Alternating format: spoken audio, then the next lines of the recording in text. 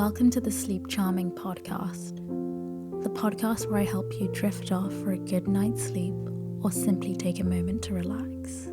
If you're enjoying the podcast, please leave a review or a rating. So sit back, take a deep breath, and let me read you an old story.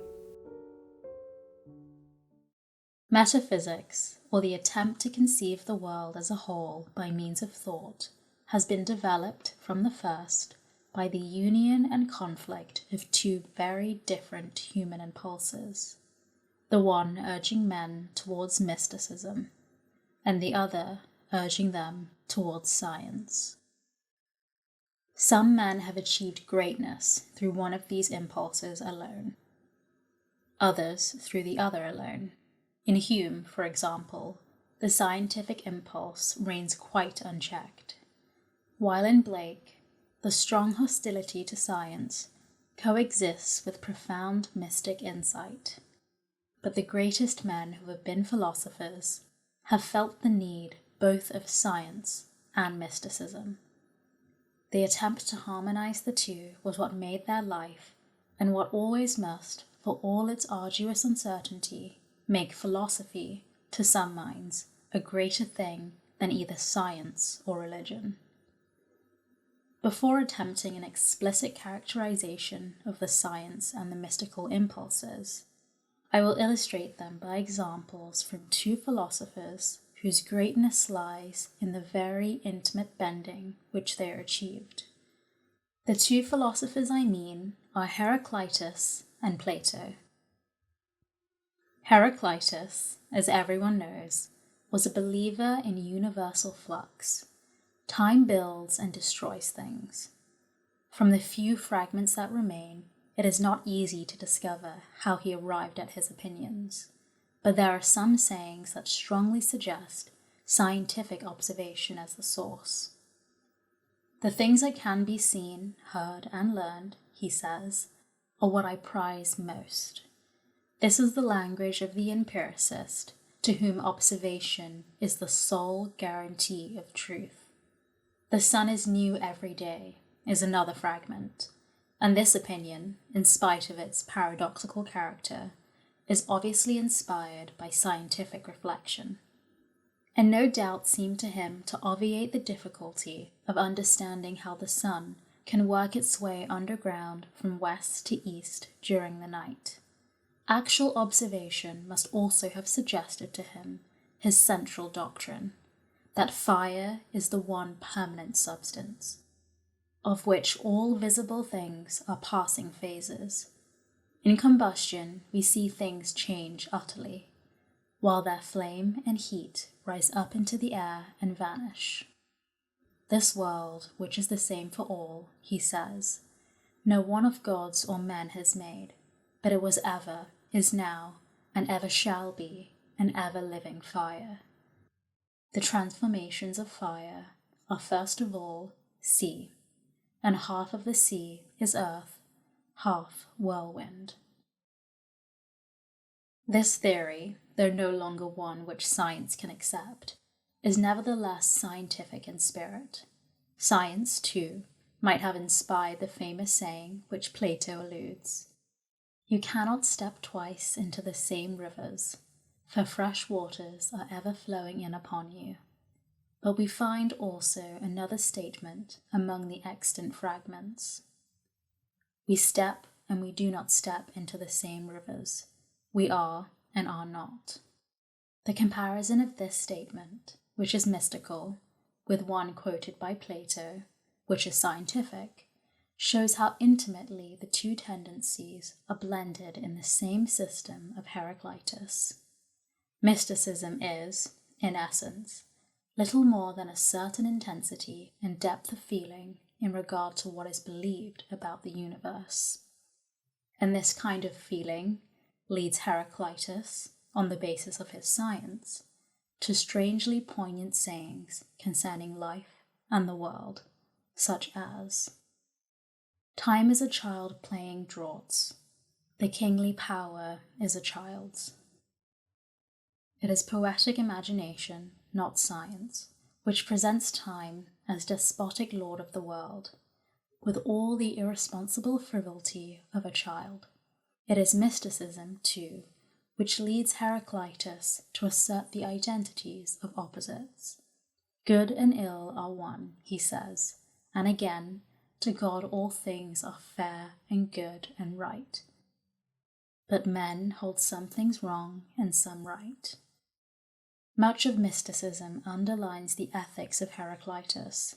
It is true that a scientific determinism alone might have inspired the statement. Man's character is his fate, but only a mystic would have said, every beast is driven to the pasture with blows, and again, it is hard to fight with one's heart's desire. Whatever it wishes to get, it purchases at the cost of soul. And again, wisdom is one thing.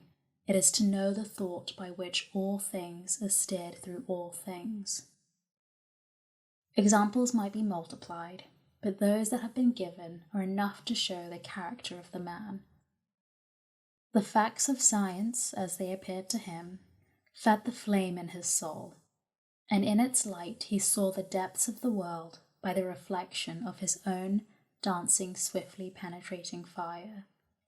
In such a nature, we see the true union of the mystic and the man of science, the highest eminence, as I think, that it is possible to achieve in the world of thought. In Plato, the same twofold impulse exists, though the mystic impulse is distinctly the stronger of the two, and secures ultimate victory whenever the conflict is sharp. His description of the cave is a classical statement of belief in a knowledge and reality truer and more real than that of the senses.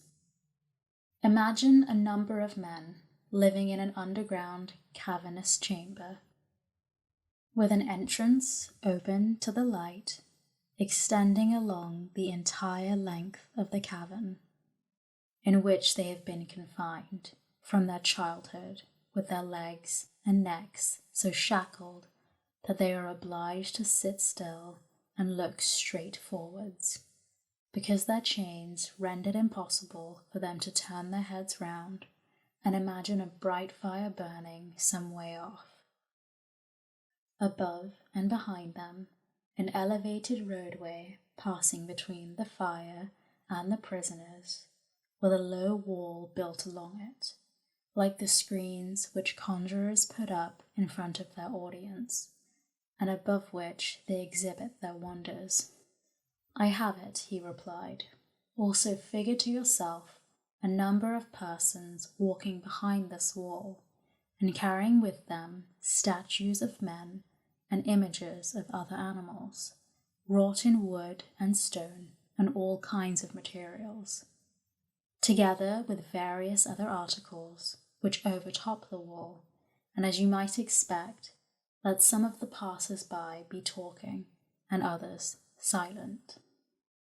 You are describing a strange scene and strange prisoners. They resemble us, I replied. Now consider what would happen if the course of nature brought them a release from their fetters, and a remedy for their foolishness, and in the following manner, let us suppose that one of them has been released and compelled suddenly to stand up, and turn his neck round and walk with open eyes toward the light. And let us suppose he goes through all these actions with pain, and that the dazzling splendor renders him incapable of discerning those objects of which he used formerly to see shadows.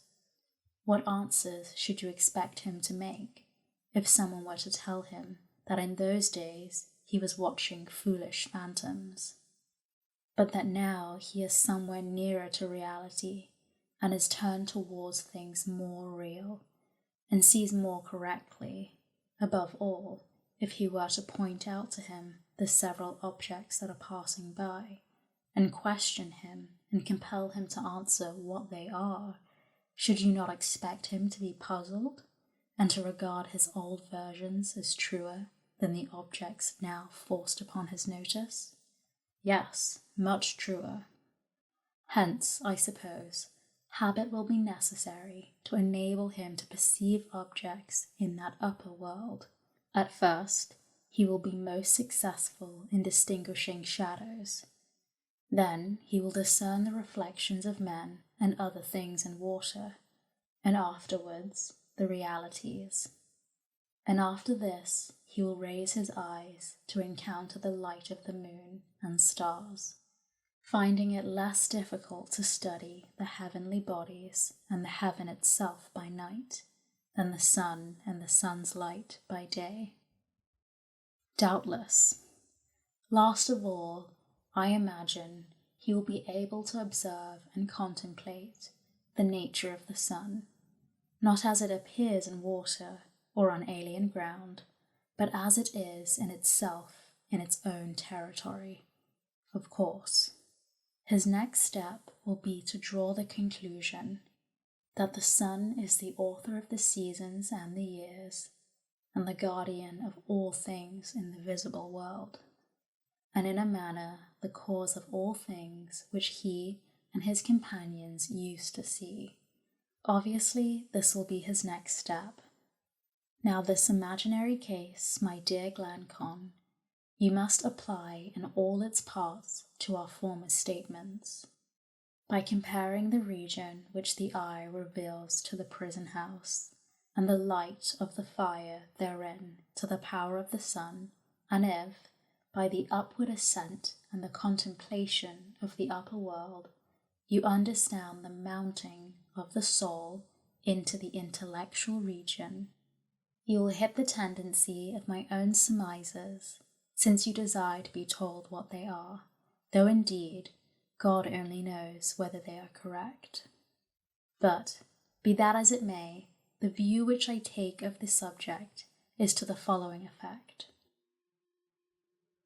In the world of knowledge, the essential form of good is the limit of our inquiries, and can barely be perceived, but when perceived, we cannot help concluding it is in every case the source of all that is bright and beautiful.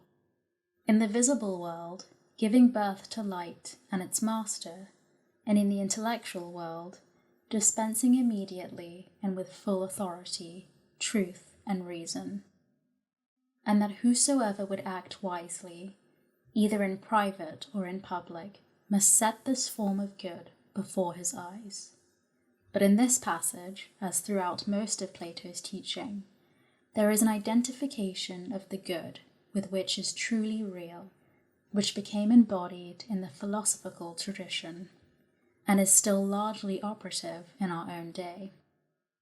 In thus allowing a legislative function to the good, Plato produced a divorce between philosophy and science, from which, in my opinion, both have suffered ever since and are still suffering.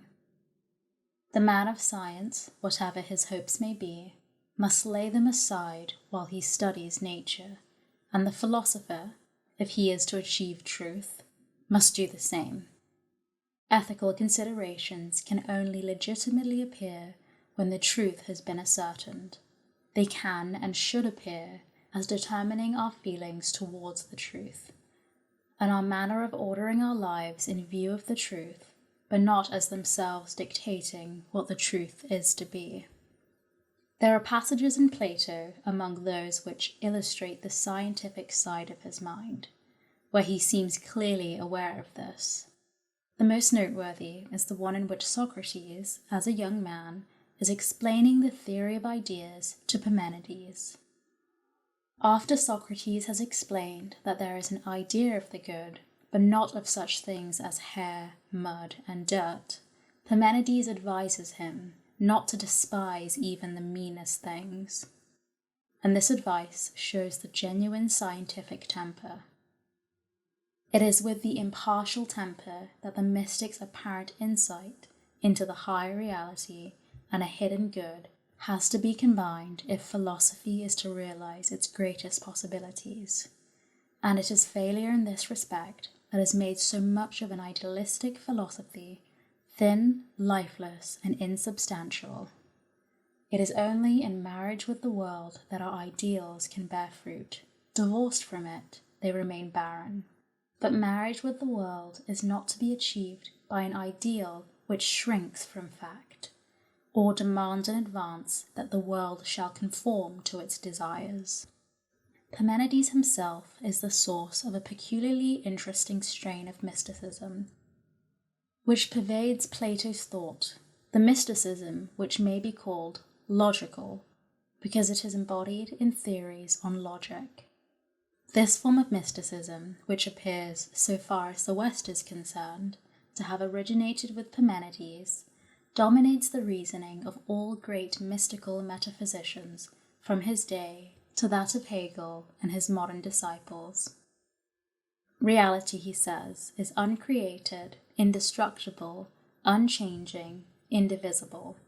It is immovable in the bounds of mighty chains, without beginning and without end, since coming into being and passing away have been driven afar, and true belief has cast them away. The fundamental principle of his inquiry is stated in a sentence which would not be out of place in Hegel. Thou cannot know what is not, that is impossible, nor utter it. For it is the same thing that can be thought and that can be. And again, it needs must be that what can be thought and spoken of is for it is possible for it to be, and it is not possible for what it is nothing to be. The impossibility of change follows from this principle. For what is past can be spoken of, and therefore, by principle, still is. Mystical philosophy in all ages and in all parts of the world is characterized by certain beliefs, which is illustrated by the doctrines we have been considering. There is first the belief in insight against discursive analytical knowledge. The belief in a way of wisdom, sudden, penetrating, coercive, which is contrasted with the slow and fallible study of outward appearance by a science relying wholly upon the senses. All who are capable of absorption in an inward passion must have experienced at times the strange feeling of unreality in common objects, the loss of contact with daily things, in which the solidity of the outer world is lost, and the soul seems, in utter loneliness, to bring forth, out of its own depths, the mad dance of fantastic phantoms. This is the negative side of the mystic's initiation, the doubt concerning common knowledge, preparing the way for the reception of what seems a higher wisdom. Many men to whom this negative experience is familiar do not pass beyond it, but for the mystic it is merely the gateway to an ampler world. The mystic insights begin with the sense of mystery unveiled, of a hidden wisdom now suddenly becomes certain beyond the possibility of doubt. The sense of certainty and revelation comes earlier than a definite belief. The definite beliefs at which mystics arrive are the result of reflection upon the inarticulate experiences gained in the moment of insight. Often, beliefs which have no real connection with this moment become subsequently attracted to the central nucleus. Thus, in addition to the conviction which all mystics share, we find in many of them other convictions of a more local and temporary character, which no doubt become amalgamated with what was essentially mystical in virtue of their subjective certainty. We may ignore such inessential accretions and confine ourselves to the beliefs which all mystics share. The first and most direct outcome of the moment of illumination is belief in the possibility of a way of knowledge which may be called revelation or insight or intuition, as contrasted with sense, reason, and analysis, which are regarded as blind guides leading to the morass of illusion. Closely connected with this belief is a conception of a reality behind the world of appearance and utterly different from it. The reality is regarded with an admiration often amounting to worship. It is felt to be always and everywhere close at hand, thinly veiled by the shows of sense, ready for the receptive mind to shine its glory even through the apparent folly and wickedness of man. The poet, the artist, and the lover are seekers after that glory. The haunting beauty that they pursue is the faint reflection of its sun.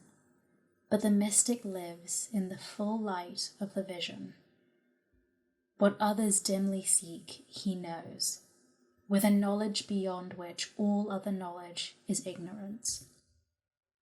The second characteristic of mysticism is its belief in unity, and its refusal to admit opposition or division anywhere.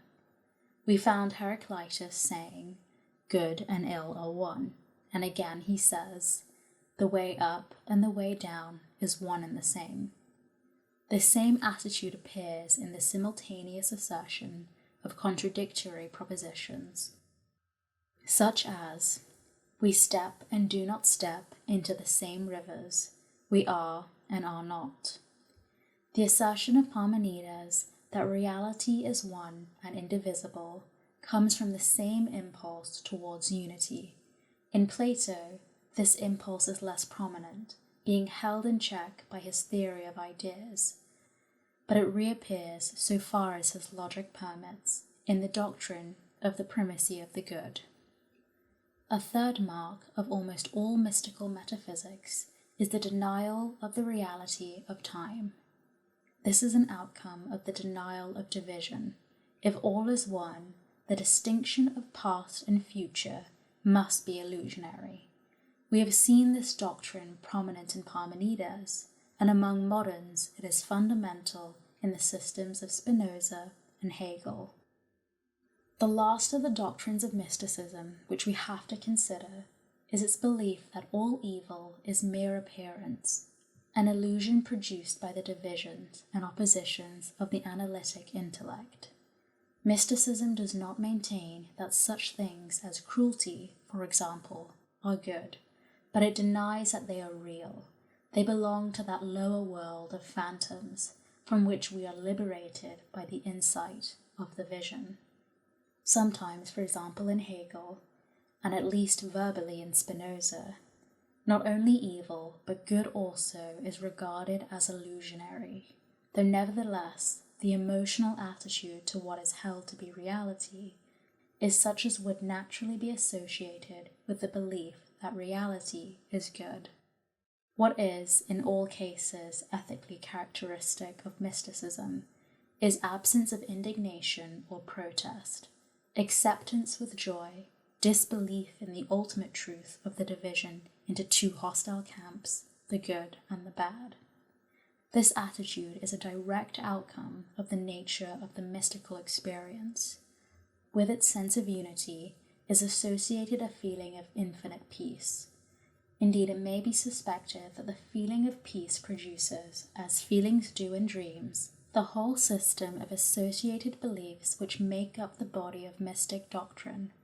But this is the difficult question, and one on which it cannot be hoped that mankind will reach an agreement. For questions thus arise in considering the truth or falsehood of mysticism, namely, 1. Are there two ways of knowing, which may be called respectively reason and intuition? And if so, is either to be preferred to the other? 2. Is all plurality and division illusionary? 3. Is time unreal? 4. What kind of reality belongs to good and evil? On all four of these questions, while fully developed mysticism seems to me mistaken, I yet believe that, by sufficient restraint, there is an element of wisdom to be learned from the mystical way of feeling, which does not seem to be attainable in any other manner. If this is the truth, mysticism is to be condemned as an attitude towards life, not as a creed about the world. The metaphysical creed, I shall maintain, is a mistaken outcome of the emotion, although this emotion, as colouring and informing all other thoughts and feelings, Even the cautious and patient investigation of truth by science, which seems the very antithesis of the mystic swift certainty, may be fostered and nourished by that very spirit of reverence in which mysticism lives and moves.